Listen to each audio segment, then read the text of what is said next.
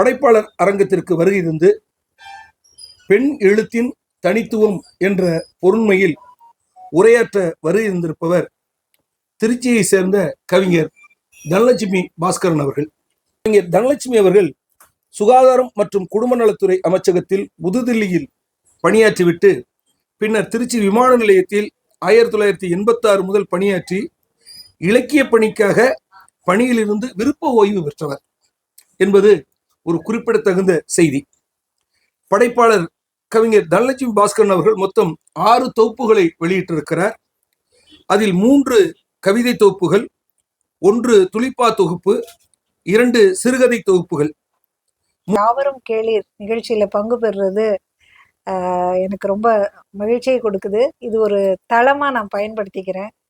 இந்த தளத்தில் என்னுடைய கருத்துக்களை நாம் பகிர்ந்து கொள்வதற்கு எனக்கு வாய்ப்பளித்த இந்த அமைப்புக்கு நான் என்னுடைய நன்றியை தெரிவித்துக் கொள்கிறேன். நிலை அப்படிங்கிற ஒரு கிராமத்துல அதாவது புதுக்கோட்டை அறந்தாங்கியுடைய முதன்மை சாலையில ஒரு கிராமம் அழியார் நிலைன்னு. அந்த கிராமத்துலேருந்து நான் புதுக்கோட்டைக்கு போய் மாமன்னர் கல்லூரியில் படித்தேன். பெண் கல்வி முக்கியம் அப்படிங்கிறத இப்போ உணர ஆரம்பித்தேன். விழிப்புணர்வு வந்துருச்சு. பாரதிதாசன் கண்ட கனவு இப்போ நனவாயிடுச்சு. நிறைய பெண்கள் படிக்கிறாங்க, வாகனம் ஓட்டுறாங்க, குழந்தைய கொண்டு போய் பள்ளிக்கூடத்தில் விடுறாங்க. எனக்கே எங்கள் கிராமம் இப்போ பெரிய புதுமையாக தெரியுது எனக்கு. வந்தப்போ எனக்கு எப்படி இந்த எழுதுறதுல எனக்கு ஆர்வம் வந்தது அப்படின்னா, நிறைய புத்தகங்கள் வாசிக்க ஆரம்பித்தேன். பள்ளி நாட்களில் எனக்கு கட்டுரை எழுதுவேன். அப்போ ரொம்ப நல்லா இருக்குன்னு என்னை உற்சாகப்படுத்துவாங்க. ஆனால் நூலகத்தில் போய் சேரணும்னா 4 கிலோமீட்டர் தூரம் நடக்கணும். வெளியிலேயே அனுப்ப மாட்டாங்க. அதுவும் என்னை போனோமா கடிவாளம் மாட்டின குதிரை மாதிரி, நம்ம பெண்ணுக்கு பாதுகாப்பு முக்கியம் அப்படின்னு. அப்போ நான் கிராமத்தில் ரொம்ப பெண்கள் அனுப்ப மாட்டாங்க. என்னோட நடந்து வர்ற தோழிகள்லாம் பார்த்தீங்கன்னா 7வது வரைக்கும் தான் என்னோட வருவாங்க. அதுக்கப்புறம் பார்த்தீங்கன்னா பருவம் அடைஞ்சிருச்சுன்னு நிப்பாட்டிடுவாங்க. அதுக்கு பின்னாடி அவர் தங்கை வரும் என்னோட துணைக்கு. நான் 8வது 9வதுன்னு படிச்சுட்டு இருந்தேன்னா, அப்போ பார்த்தீங்கன்னா எனக்கு கீழே போயிட்டாங்க எல்லாம் பிள்ளைங்களாம். சின்ன சின்ன பிள்ளைங்கள கூட்டிக்கிட்டு நாங்கள் அப்படி போய் படித்தோம். அப்போ நூலகத்திலிருந்து எங்கள் அப்பா நீ போக வேண்டாம், நான் எடுத்து தரேன் பாரு. பள்ளிக்கூடத்தில் வர தோழிகள்லாம் இருக்காங்கல்ல, நீ புளியம்பிஞ்சு கொண்டு வா. ஒரு புளியம்பிஞ்சுக்கு எங்கள் வீட்டில் இருக்கிற, அவங்க வீட்டில் நிறைய பத்திரிக்கை ராணி, குமுதம், கல்கி இந்த மாதிரி வாங்குவாங்க அந்த காலத்தில், ராணி முத்து இதெல்லாம். அப்போ வாங்கும்போது புளியம்பிஞ்சை கொண்டு போவோம், புளியங்கொட்டை கொண்டு போவேன். அப்படி அதை வாங்கிக்கிட்டு இந்த புத்தகத்தை கொடுப்பாங்க. அந்த புத்தகம் அம்புலி மாமாலாம் படித்தேன்னா அப்படியே அப்போவே அதில் ஒளிப்பட போட்டின்னு இருக்கும். ஒரு புகைப்படத்தை கொடுத்து அதுக்கு 2 வரியில் ஒரு வாசகம் எழுத சொல்லுவாங்க. சும்மா எழுதி போட்டோம். அது பார்த்தீங்கன்னா அது வந்த உடனே எனக்கு ரொம்ப என்னுடைய முதல் படைப்பு அம்புலி மாமால ஒளிப்படத்துக்கான ஒரு கவிதையா இருந்தது. அனுபவம் அந்த குழந்தையோட எனக்கான அம்மா அப்பா வேலைக்கு போனா அந்த குழந்தையோட நிலைமை எப்படி இருக்கும், அதையெல்லாம் நான் என்னுடைய அம்மா உலகத்துல காமிச்சிருக்கேன். சொல்லியிருக்கிறீங்க. அம்மா சேலை சுற்றி அப்பாவின் செருப்பு நின்று தனியே விளையாடும் மழையை ரசிக்கும் ஆயா தான். அப்ப எல்லாம் பாத்தீங்கன்னா குழந்தைய விட்டுட்டு போவேன், சாவியை கொடுத்துடுவேன். எனக்கு ஒரு சின்ன பொண்ணு, அண்ணன் பெரிய பையன் பெரியவன். 2 பேரும் ஒரே ஸ்கூல்ல படிச்சாங்க. 2 வயசு தான் வித்தியாசம். அப்போ சாவியை கொடுத்துட்டு போவேன். நான் வர்றதுக்கு கொஞ்சம் தாமதமாகும். நீ வீட்டு சாவியை திறந்து பாப்பாவை நான் டேபிளில் மேஜை மேலே உணவுப் பொருள்லாம் வச்சுருக்கேன், நீ தங்கச்சிக்கு கொடுத்துட்டு நீ இரு, அம்மா வந்துடுவேன் அப்படி சொல்லி தான் நான் போவேன். அப்போ எனக்கு ஒரு கவிதை ஒன்று. பள்ளி விட்டதும் இல்லை, குழந்தைங்களும் எப்படி பள்ளி விட்ட உடனே கிளம்புவாங்க, ஒரே சத்தமா இருக்கும், மணி அடிச்ச உடனே எல்லாம். ஆனால் இந்த குழந்தை, நான் பார்க்குற குழந்தை என்னன்னா, பள்ளி விட்டதுமே தன் கைப்பையில் தன் புத்தக பையில் தேடுகிறான் அம்மா கொடுத்து சென்ற சாவியை. அம்மா சாவி கொடுத்தாங்களே, அந்த ஒரு பொறுப்பு உணர்வோடு தான் என்னுடைய குழந்தைகள் அப்படித்தான். ஏன்னா அப்போவே நம்ம குழந்தைகிட்ட அந்த பொறுப்பை கொடுத்துருக்கோம். சின்ன குழந்தைகிட்ட அந்த பொறுப்பை கொடுத்துருக்கோம். வீட்டு சாவியை ஒப்படைச்சிருக்கோம். அம்மா என்னென்ன அந்த மாதிரி அவங்க பழகிக்கிறாங்க. இப்போ உள்ள பெண்கள் பார்த்தீங்கன்னா அந்த காலம் மாதிரி இல்லை. இப்போ உள்ள பெண்கள் எல்லாருமே வேலைக்கு போகிறாங்க. பணிச்சூழலில் அவங்க சந்திக்கிற ஒவ்வொரு சம்பவங்கள், இதையெல்லாம் தான் நான் என்னுடைய கவிதைகள் என்னுடைய கவிதைகளுக்கான அத்தனை சாரங்களும் நான் புது புது சூழ்நிலைகள் இருந்ததுனால எனக்கு கிடைச்சது. 2010 தான் இந்த அம்மா உன் உலகம் எழுதினேன். அம்மா உன் உலகம் எழுதிட்டு நான் சும்மா இதை விட்டு விட்டா எழுதுவேன். அப்பப்போ எனக்கு தோன்றதெல்லாம் எழுதி எழுதி வச்சுட்டு இருந்தேன். இலக்கிய கூட்டங்கள் 90கள்லேருந்து இங்கே ஒரு திருச்சியில் ஒரு பெரிய வட்டம் இருந்தது. ஒவ்வொரு கூட்டத்துக்கு போய் நான் வெறும் லிசனர் அப்படின்னு சொல்லுவாங்க, கேட்குறவங்களா தான் இருந்தேன். பார்வையாளராக மட்டும்தான் போய் உட்காருவேன். ஒவ்வொருத்தரும் பேசுவாங்க, அதை கூர்ந்து கவனிப்பேன். அவங்க சொல்கிற சில புத்தகங்களை காசு கொடுத்து வாங்கி அதில் வர எழுத்தாளர்கள் கொடுப்பாங்க, அதை படிச்சிடுவேன். அப்போ தான் கவிஞர் நந்தலாலா வந்து பார்த்தாரு. அந்த கூட்டத்தில் தமிழ்த்தாய் வாழ்த்து அப்பையிலேருந்து தொடங்கி இப்போ வரைக்கும் தமிழ்த்தாய் வாழ்த்தா கூப்பிடு தனலட்சுமி, தமிழ்த்தாய் வாழ்த்து தனலட்சுமி அப்படின்னு பேரே வச்சுட்டாங்க எனக்கு. அப்போது இதை வந்து பார்த்துட்டு நான் பாடுறதையும் பார்த்துட்டு, அப்புறம் நீ வந்து இந்த எல்லாரும் கவிதை வாசிப்பாங்க. அப்போ தான் என்னுடைய கவிதைகளை வாசிக்கவும், இவ்வளோ நல்லா கவிதை எழுதுறீங்க, நீங்கள் ஏன் போட்டியில் கலந்துக்க கூடாதுன்னு அங்கே அங்கே போட்டியிலெல்லாம் கலந்துக்கிட்டோடனே அது அப்படியே எனக்கு என்ன ஆச்சு, ஒரு ஆர்வம் வந்துடுச்சு. எல்லாரும் கை தட்டும் போது நம்ம கவிதை எழுதுகிறோம் போல, ஏதோ எழுதுகிறோம் போல இருக்கு அப்படின்னு சொல்லிட்டு வாசிக்க ஆரம்பித்தேன். அப்போ தான் கவிஞர் நந்தலாலா சொன்னார்.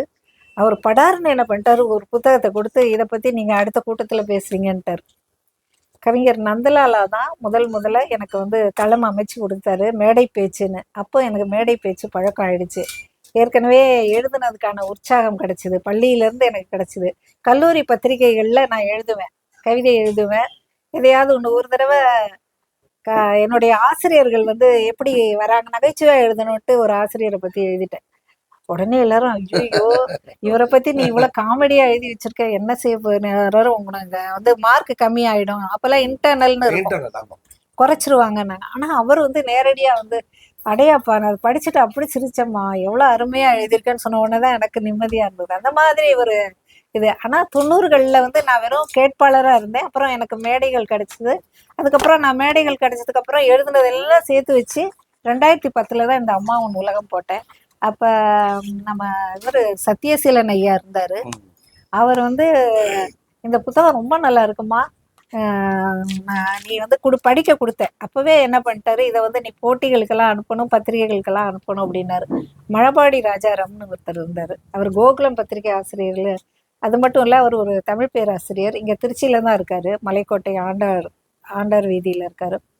அவர் ரொம்ப ஆர்வம் எடுத்துக்கிட்டு நிறைய பேர், சத்யசீலன் ஐயா, நிறைய பேர் முதுபெரும் தமிழறிஞர்கள்லாம் அந்த இலக்கிய கூட்டத்தில் பார்த்தேன். இப்போ ஜெயாமா மாதிரி நிறைய பேர் நல்ல பேச்சாளர்கள்லாம் எனக்கு, நாளைக்கு இந்த நேரம் அவங்க பேசிட்டு இருப்பாங்க, லால்குடியில திருக்குறள் பத்தி பேசிட்டு இருப்பாங்க.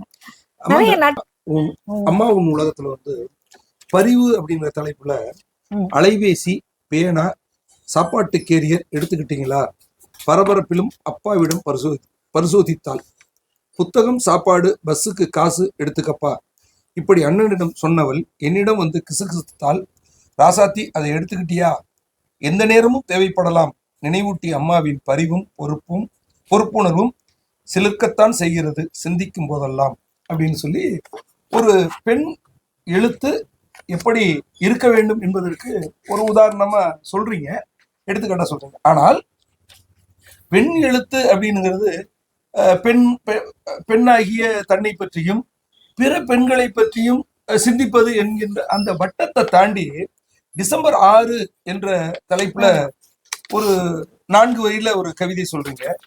காக்கும் கடவுளுக்கும் பாதுகாப்பு, சூடி கொடுக்க வந்த சுடற்கொடிகளின் மாலைகளை மோப்ப நாய்கள் முகர்ந்து பார்க்கிறது. இப்ப ஒரு ஒரு அரசியல் தளத்துக்குள்ளார ஒரு ஏன்னா அரசியல்ல வந்து பெண்ணுக்கான பார்வை இதுவரைக்கும் இல்லைன்னு தான் சொல்லுவாங்க. ஆமா ஆமா, பெண்ணுக்கான அரசியல் என்ன அப்படின்னா, நீங்க எந்த கட்சிக்கு ஓட்டு போடுவீங்க அப்படின்னு கேட்டா, எங்க வீட்டுக்காரர் சொல்ற கட்சிக்கு தாங்க நாங்க ஓட்டு போடுவோம் அப்படின்னு சொல்லுவாங்க. அப்ப பெண்ணுக்கான அரசியல் என்பது தெரியாம, சரி பெண் எழுத்தின் வழியாக தங்களுடைய வழியை, தங்களுடைய வேதனையை கடத்துவது என்பதை தாண்டி ஒரு டிசம்பர் 6 அப்படின்னுங்கிறது இந்தியாவில் மிக முக்கியமான நாள். அம்பேத்கருடைய நினைவு நாள்ல வந்து பாபர் மசூதி இடிக்கப்பட்டது. அது தொடர்பாக ஆண்டுதோறும் அது வந்து ஒரு பயங்கரவாத நாளாக சித்தரிக்கப்பட்டு சோதனைக்கு உட்படுத்தப்படுகிற போது அது எப்படி நீங்க சொல்றீங்க அப்படின்னா, சூடி கொடுக்க வந்த சுடற்கொடிகளின் மாலைகளை மோப்ப நாய்கள் முகர்ந்து பார்க்கிறது. இது எப்படி இந்த தளத்திலிருந்து உங்களால இந்த தளத்துல வந்து பயணிக்க முடிந்தது? இந்த தளத்துல இருந்து எப்படி எதையுமே வந்து எல்லாரும் சொல்றாங்கட்டு, இப்ப இன்னமும் நம்ம குழந்தைங்க கிட்ட போய் காக்கா நரி கதையை சொல்லிக்கிட்டு இருந்தா, இப்ப ஒரு உறவுனா இப்ப தந்தைக்கும் மகனுக்கும் இப்ப எக்ஸ்போஷர் வெளிப்பாடுகள் அதிகமாயிடுச்சு, ஊடகம் வந்துருச்சு. எல்லாரும் வெளியில, பெண்கள் முதற்கொண்டு எல்லாரும் வெளியில போயிட்டோம். அப்ப எல்லாரும் வந்து வேற வேற சிந்தனைகள் தான் வரும். அங்குசம் வந்து எனக்கு ஏன் ரொம்ப பிடிக்குதுன்னா, அவங்க அதே கருத்தை சொல்லாம அதுல இருந்து புதிய விஷயங்கள் ஏதாவது கிடைக்குதா அப்படிங்கிற ஒரு விஷயங்களை வந்து புதுமையா சிந்திக்கணும். ஒரே கருத்து தான், ஆனா அது புதுமையா சிந்திக்கணும் அப்படின்னு சொன்னாங்க. அந்த மாதிரி ஏன் வந்து அதுல இது நிறைய பேர் இந்த கவிதையை விமர்சனம் பண்ணாங்க. அப்படி சொல்லக்கூடாது, தெய்வ குத்தம்னு சொன்னவங்க கூட இருக்காங்க. ஏன் சூடி கொடுத்த சுடற்கொடி மலை ஒரு நாய் மோந்து பாக்குதுன்னு போட்டிருக்கீங்க, இதனால உங்களுக்கு நிறைய பிரச்சனை வரும்னாங்க. இல்ல நான் என்ன நினைக்கிறேனோ அதுதான். காலையில எப்பயுமே ஆண்டாள் வந்து எல்லாரும் வந்து துயில் எழுப்புவா தெரியுமா, திருப்பாவையில. அந்த மாதிரி நான் வந்து என்னன்னா, இப்ப உள்ள பெண்கள் அந்த ஆண்டாள் என்ன பொறுத்த வரைக்கும் என்னுடைய ஆண்டாள் எப்படின்னு நான் யோசிச்சு பார்த்தேன். அவ வேலை முழுக்க முழுக்க வேலை பார்க்கறா, அலுவலகத்துல வேலை பார்க்கறா, வீட்டுல பாத்திரம் தேய்க்கிறா, எல்லாம் சுத்தம் பண்றா, குழந்தைங்களை கவனிச்சுக்கிறா, கணவருக்கு எடுத்து வைக்கிறா. அவளுக்கு தூங்குறதுக்கான நேரம் அப்படியே தள்ளி நள்ளிரவு வரைக்கும் அப்படியே 11 மணி வரைக்கும் வேலை செய்யறா. அந்த அசதியில உறங்கி போகிறார். அப்பதான் நான் அவளை ஆண்டாள கற்பனை பண்ணேன். எம்பெருமான் பாக்குறாரு, ஐயோ தூங்குறா மனைவி, காலை நேரத்துல நேரம் ஆயிடுச்சு, அவ வேலைக்கு போகணுமே, கொஞ்ச நேரம் பொறுத்து பார்த்துருந்து அந்த சங்கோலி எழுப்புறாரு. சங்கால், அதாவது அசதியில் உறங்கும் ஆண்டாள் எழுப்பும் எம்பெருமானின் சங்கோலி. ஆண்டாள் தான் எழுப்பிக்கிட்டு இருந்தா தோழிகளை. இங்க வந்து கணவரே பெருமாளே வந்து எழுப்புறாரு. ஐயோ அந்த பிள்ளைய வந்து படுத்து. அப்ப பெண்களுக்கு வந்து வேலைகள் ரொம்ப அதிகம். எல்லாத்தையும் பார்த்துட்டு இப்ப பெண்கள் நிறைய எழுத வராங்க. பின்தூங்கி முன்னெழுவாள் பெண் ஒரு தொடரலாம். ஆமா, அத புதுமையா சொல்லணும் அப்படிங்கறதான் நான் சொன்னேன். அதுக்கப்புறம் பாத்தீங்கன்னா நிறைய புத்தகங்கள் வந்து எனக்கு புதுசா சொல்லணும்னு தோணுச்சு. ஒரு தடவை வீட்டுல முட்டை வாங்கிட்டு வந்தாங்க சார். அந்த முட்டையை வாங்கிட்டு வரும்போது பார்த்தா அதுல வந்து குருதி படிஞ்சிருது. அந்த குருதி படியும் போது ஐயோ அது கோழியோடைய வலி, முட்டை இடும்போது அது அது பட்ட அவஸ்தை, இதை வந்து நம்ம சாதாரணமா உடைச்சு சாப்பிடுறோமே அப்படின்னு. அப்பதான் எனக்கு இட்ட வலி தீரும் முன் முட்டைகளை சேகரிக்கும் மொத்த வியாபாரி, அவருக்கு காசு ஆவணும். பதறும் கோழிகளை, ஐயோ நம்ம முட்டை இது குஞ்சு அது ஒரு கனவுல இருக்கும். இது முட்டையிட்டு நம்ம குஞ்சு பொறிச்சு நம்மளுடைய கோழி குஞ்சு எப்படி நம்மளுடைய ஒரு பெண் வந்து வயிற்றுல குழந்தைய சுமக்கும் போது அந்த குழந்தைய பத்திய கற்பனைகள் வரும், கோழிக்கு அந்த மாதிரி தானே வரும் அப்படின்னு தோணுச்சு எனக்கு. இந்த மனித மனம் இருக்கு பார்த்தீங்களா, அந்த மனித மனங்கள் வந்து அந்த பாசத்துக்கு ரொம்ப கட்டுப்பட்டது. ஆனா அந்த பதறும் கோழிகள், நம்ம முட்டையை ஒருத்தன் கொண்டு போறானே விலைக்கு அப்படின்னு அந்த கோழி வந்து அப்படி பதற மாதிரி பெருமூச்சுடன் பார்க்கும். இதே நிலைமைதான் வாடகை தாய்க்கு. அவ என்ன பண்றா, யாருக்கும் இப்ப யார் வந்து குழந்தைய வாங்குறாங்கன்னு தெரியாது. இப்ப கோழிய வந்து வாடகை தாய்க்கு ஒப்பிடா அப்படி நினைக்க ஆரம்பிச்சிட்டேன். வாடகை தாய்ன்ற வெறும் குழந்தை இல்லாத தம்பதிக்கு ஒரு வாடகை தாய் வந்து குழந்தை பெத்து கொடுப்பா. அது ஒரு ஏழையா இருக்கும். அவ காசுக்காக என்ன பண்ணுவா, அவளுக்கு குழந்தை பெறக்கூடிய அந்த உடல் கூறு இருக்கும். இந்த காசு வந்து அந்த யாரோ ஒரு பணக்காரங்க கிட்ட இருந்து கிடைக்குது. ஆனா 2 பேரும் பாத்துக்க கூடாது அப்படின்னு நிறைய படங்கள்ல, திரைப்படங்கள்ல அதுக்கப்புறம் வந்துருச்சு.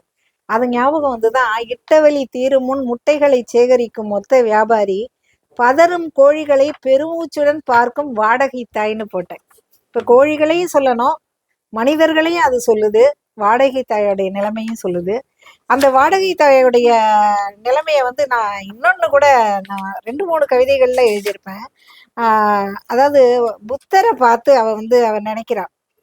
ஆக்சுவலா வந்து அந்த நம்ம குழந்தைகள் அன்பை மட்டும் போதித்தாயே புத்தா, எனக்கு வந்து என்னுடைய குழந்தைய பறிச்சுட்டு போயிட்டாங்க, என் அன்பை நான் யாருக்கிட்ட காமிக்கிறதுன்னு அவ புத்தர்கிட்ட போய் கேட்கிறா. அதை கூட நான் எழுதியிருக்கேன் அதுல. அதே மாதிரி அந்த கண்ணதாசன் சொல்லுவார் பாருங்க, மனித மனம்தான் எல்லாமே வியாபாரம் ஆயிடுச்சு. அதாவது முட்டையும் விலைக்கு போகுது, அந்த கோழி வந்து தன்னுடைய கனவுகளை தொலைச்சிருச்சு, வாடகை தாயும் தொலைச்சிட்டா. ஏன் இந்த பெண்கள் வந்து ஏன் கொடுத்துட்டு பேசாம இருக்க வேண்டியதானே, காசு வாங்கிக்கிட்டு பேசாம நீ நல்லா உனக்கு என்ன பிடிக்குதோ வாங்கி சாப்பிட வேண்டியது தானே. கோழி முட்டை வந்து விலைக்கு போகும், உனக்கு இன்னும் கொஞ்சம் தீனி போடுவாரு, நீ நல்லா வளர வேண்டியதான், அப்படிதான் நினைக்க தோணும். ஆனா இந்த மனித வந்து பாசத்துக்கும் மகன் மகள் ஒரு குடும்பம் சார்ந்ததுதான் சமூகம். அந்த குடும்பத்துல ஒருத்தருக்கு ஒருத்தரான பிணைப்பு. இதெல்லாம் கண்ணதாசன் எழுதுவார். ஏன் கோழி மாதிரி இருக்கக்கூடாதுன்னு. அதை வந்து அந்த பாடல் எனக்கு ஞாபகம் வருது சார். நான் பாடலாமா?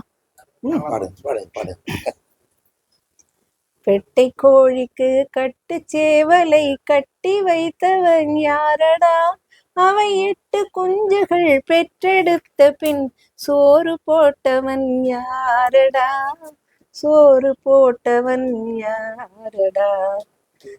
வளர்ந்த குஞ்சுகள் பிரிந்த போதிலும் வருந்தவில்லையே தாயடா, மனித ஜாதியின் துயரம் யாவுமே மனதினால் வந்த நோயடா, மனதினால் வந்த நோயடா.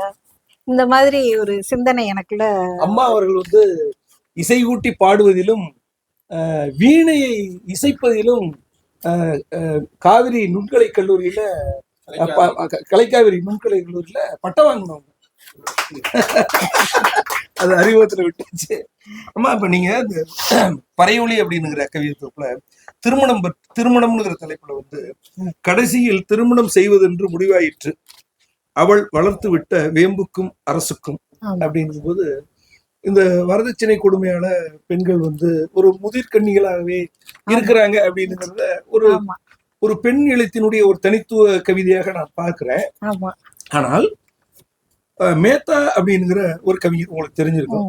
அவர் வந்து இதே விஷயத்தை வந்து 2 வகையா சொல்றாரு. அதாவது ஒரு பெண் எழுத்தினுடைய தனித்துவத்தோடு பெண் மட்டும்தான் சொல்ல முடியும் என்பதை தாண்டி ஆணும் அந்த வழியை கடத்த முடியுங்கிறது மாதிரி சனகன்களோ இப்போது சாய்வு நாற்காலிகளில் இந்த சீதைகள் தினம் அழுது கொண்டிருக்கிறார்கள். இந்த சீதைகள் தினம் அழுது கொண்டிருக்கிறார்கள்.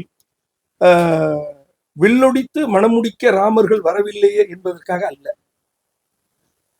வில்லொடித்து மணமுடிக்க ராமர்கள் வரவில்லையே என்பதற்காக அல்ல, தூக்கி செல்ல ஒரு ராவணன் கூட வரவில்லையே என்பதற்காக. இப்படி ஒரு பெண்ணினுடைய வழியை வந்து கடத்துறாரு. இன்னொரு இதுல பாத்தீங்கன்னா ஒரு புலம்பல் மாதிரி ஒரு கவிதையில் இருப்பாரு. பூக்களிலே நானும் ஒரு பூவாய்தான் பிறப்பெடுத்தேன், பொன் விரல்கள் தீண்டலையே பொன் விரல்கள் தீண்டலையே, நான் பூமாலை ஆகலையே பூமாலை ஆகலையே அப்படின்னு அதுக்கு வந்து அரளியின் அழுகை அப்படின்னு ஒரு தலைப்பிட்டு ஒரு கவிதை எழுதியிருக்கிறாரு.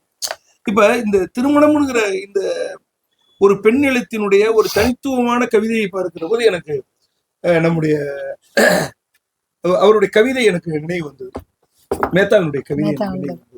ரொம்ப நல்லதுங்க ஐயா. நான் அதேதான், ஒரு திருமணம் அப்படிங்கிறதுக்கு முன்னாடி பொண்ணு பார்க்க வருவாங்க தெரியுமா, பெண் பார்க்கறவை. எத்தனை பெண்களை பஜ்ஜி சொஜ்ஜி சாப்பிட்டுட்டு எத்தனை பேர் வேணான்னு சொல்றத, நிறைய பேர் வந்து போய் நாங்க சொல்றோம், கடிதம் போடுறோம், அங்கேயே பொண்ணை வந்து விலை பேசிக்கிட்டு இருப்பாங்க. எத்தனை பவுன் போடுறீங்க, பொண்ணு பிடிச்சிருச்சுங்க, பொண்ணு நல்லா படிச்சிருக்கு, அழகா இருக்கு, எங்களுக்கு ஏற்ற மாதிரி எல்லாம் சமையல்லாம் பண்ணுவேன்னு சொல்லுது. மெயினா அதுதான் அவங்க யோசிச்சுப்பாங்க.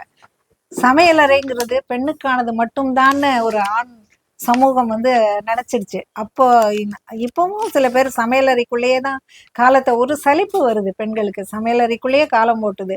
ஒரு திடீர்னு எழுதணும்னு தோணும், திடீர்னு ஒண்ணு பேசணும்னு தோணும், ஏதோ ஒண்ணு நல்ல நிகழ்ச்சி ஒண்ணு காதால கேட்கணும்னு தோணும். ஆனா அந்த நேரத்துக்கு சமைக்கணுமே, பிள்ளைகள் வந்துருமே, கணவர் வந்துருவாரு அப்படின்னு சொல்லிட்டு அந்த மாதிரி சமையலறையிலே ஓடும். திருமணத்துக்கு முன்னாடி இருக்கிற பெண் பார்க்கிற வைபவத்துல என்ன நடக்குது அப்படிங்கிறத நான் வந்து சொல்றேன். அலங்காரமா அப்படியே பொண்ணை ஜோடிச்சு கொண்டாந்து வச்சிருவாங்க. நிராகரிப்புன்ற தலைப்புல நான் எழுதியிருக்கேன். அலங்கார பதுமையாய் நின்றவரை நிலவிய சப்தம், நிசப்தம். எல்லாம் பொண்ணை பாக்குறாங்க, பொண்ணு வந்துருச்சு அப்படின்னு சொன்ன உடனே அந்த கூட்டத்துல ஒரு அமைதி, அப்படியே எல்லாரும் பொண்ணை பாக்குறாங்க. அது என்ன ஆச்சு, அலங்கார பதுமையாய் நின்றவரை நிலவிய நிசப்தம் கலேபரமானது பேரம் பேசப்படுகையில், சாளரத்தின் வழியே, அந்த ஜன்னல் வழியில, அந்த கலாதர்னு சொல்லுவாங்க, ஜன்னலுக்கான தமிழ் சொல் கலாதர். அது இப்பதான் எங்களுக்கு தெரியுது, 2010 நான் எழுதும் போது எனக்கு தெரியல. இப்ப கொஞ்சம் நான் என்னுடைய மொழி நடைய கொஞ்சம் மாத்திக்கிட்டு வரேன். சாளரத்தின் வழியே அவர்கள் கை கழுவி கொண்டிருப்பதை, வஞ்சி சொஜ்ஜி சாப்பிட்டு கை கழுவுறாங்க, அது ஜன்னல் வழியா அவ பாக்குறா. அவர்கள் கை கழுவி கொண்டிருப்பதை காண முடியாமல் மறைத்தது அவள் கண்ணீர். அப்படியே அவளுக்கு கண்ணுல இருந்து தண்ணி வந்து அதை மறைக்குது. இது வந்து ஒரு பெண்ணுடைய வலிங்க. பெண்ணுடைய வலியை நான் நிறைய இடத்துல நான் வந்து சொல்லியிருக்கேன். கண்ணகி வந்து எப்படி கோவலனை மதுரைக்கு அனுப்புறதுக்கு முன்னாடி அவன் வந்து மாதவி கிட்ட போயிட்டு வரும்போது எல்லாத்தையும் தொலைச்சிட்டு வருவான். ஏதோ ஒரு அந்த பூம்புகார் காதியில 2 பேருக்கும் ஒரு ஊடல் வந்துரும். அந்த கோவத்தோட வந்துருவான்.